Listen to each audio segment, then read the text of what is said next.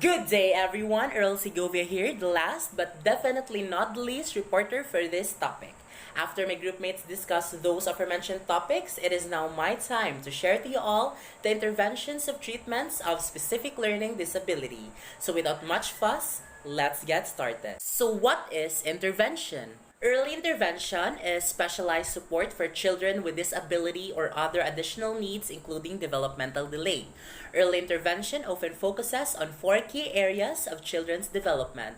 The first one is physical development, that is children's bodies and brains. Cognitive development, that is children's thinking and learning. Behavioral development, that is children's behavior and how it's affected by physical and cognitive development. Fourth, social and emotional development, that is children's ability to form relationships and cope with emotions.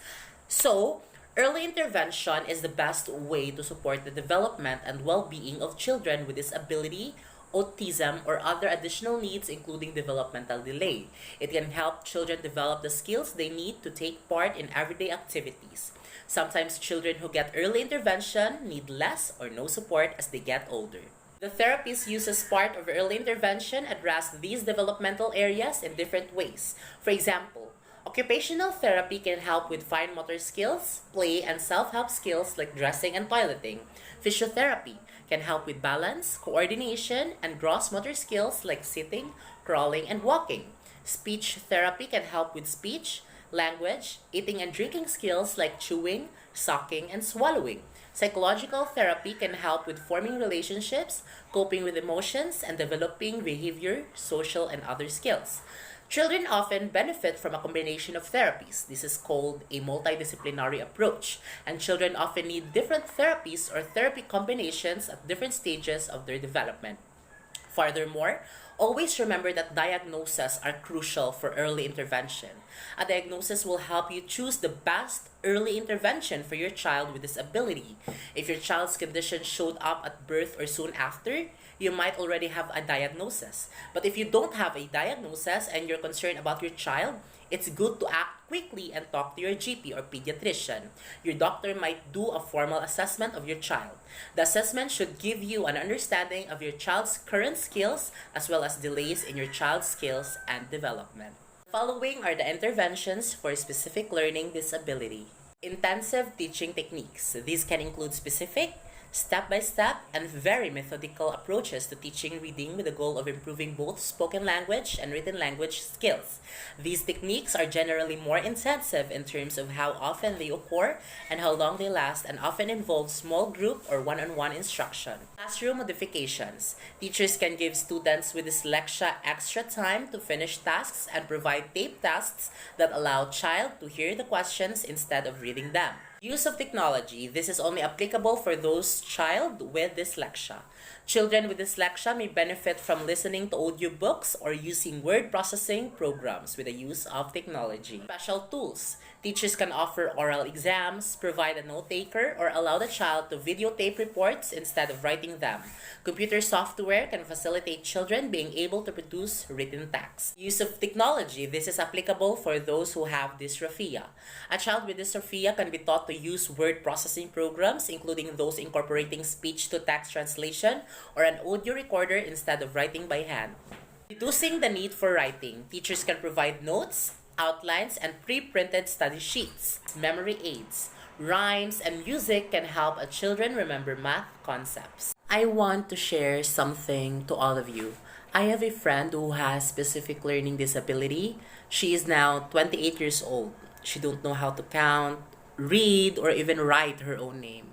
Because of the poverty she experienced as a child, she wasn't given the opportunity to have an early intervention. That's why even if we taught her how to write her name, she will forget that later on. We are not an expert. However, the moment we knew her 2 years ago is different from what she has become now. We taught her how to socialize with others and to speak up, for she has a voice that needs to be heard. Unlike before, she was just a shy type of woman who doesn't have any confidence.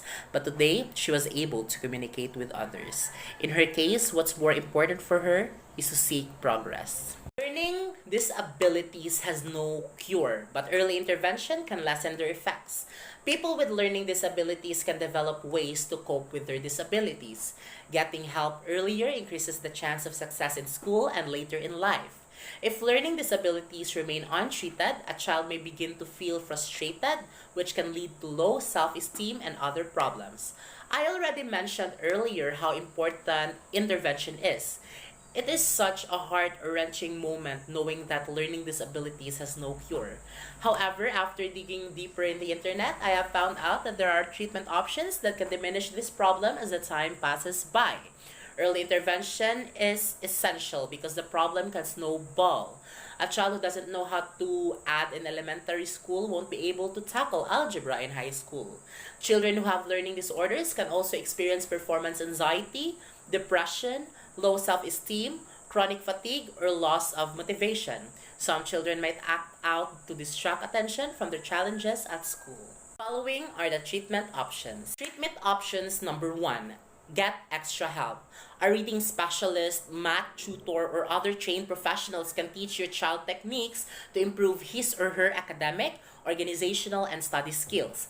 Always remember that asking for help is never to be ashamed of. A child's teacher, parents or guardian, doctor, or other professional can request an evaluation if there are concerns about learning problems. Your child would likely first to have tests to rule out vision or hearing problems or other medical conditions. Often, a child will have a series of exams conducted by a team of professionals, including a psychologist, special education teacher, occupational therapist, social worker, or nurse. One is Individualized Education Program, or IEP. Public schools in some countries are mandated to provide an individual education program for students who meet certain criteria for a learning disorder. The IEP sets learning goals and determines strategies and services to support the child's learning in school. An individualized education plan or program is also known as an IEP. This is a plan or program developed to ensure that a child with an identified disability who is attending an elementary or secondary educational institution receives specialized instruction and related services. Next is accommodations. Classroom accommodations might include more time to complete assignments or tests, being seated near the teacher to promote attention, use of computer applications that support writing, including fewer math problems in assignments, or providing audiobooks to supplement reading. Students with learning disabilities must be accommodated and focused by teachers. Teachers must adopt their teaching and continue to assess if a student is making progress or not and if this progress is effective. Educators must be aware of learning disabilities. This has to be considered as one of the reasons a student is not making effective progress in the curriculum and or is having a difficulty in a particular subject area, and therefore they need accommodations to provide access to the curriculum in this area.